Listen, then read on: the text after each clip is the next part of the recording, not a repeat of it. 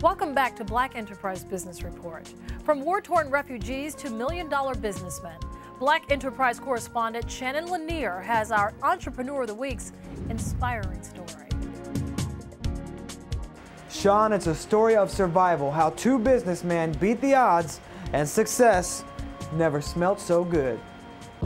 The organic lotions, soaps, oils, and lavish body products of Sundial Creations now grace the shelves of stores like Macy's, JCPenney, and Target. But co-founders and college roommates Reshlou Dennis and Nyema Tubman reminisce on their struggles 17 years ago when they started the company as a means of survival. I'm originally from Liberia, born and raised.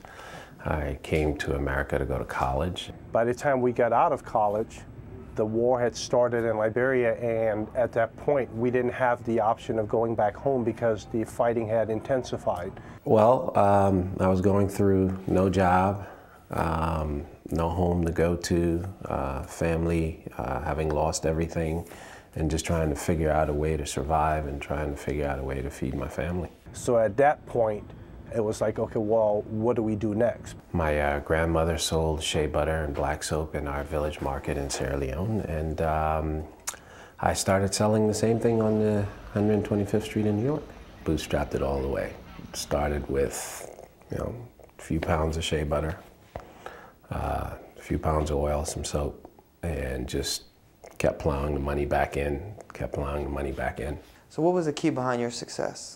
I wouldn't say that there was one singular key other than the will to survive. A simple concept for a company that still imports natural and healing ingredients from Africa and other countries. Last year, they earned $10 million in retail sales, with $16 million expected in 2009. And it's all made and managed with the help of their 30 employees out of their Amityville, New York headquarters. It's all one-stop shop, everything, materials, make the product, package it, box it, and send it to the customer. Many entrepreneurs desire to be in big retail stores like Macy's. How did you all do it? For 16 years, prior to getting into these outlets, we had really built up an infrastructure. We had built up a distribution network. We had built up a reputation in the marketplace. We had built up customer loyalty. So we had acquired a lot of the intrinsic value that you need in order to compete in that broader arena.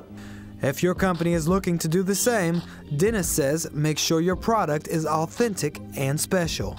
Being a Me Too product or brand is not going to get you the sustainability that you're going to need to compete against anybody. So for us, authenticity, I think, has been core to our success.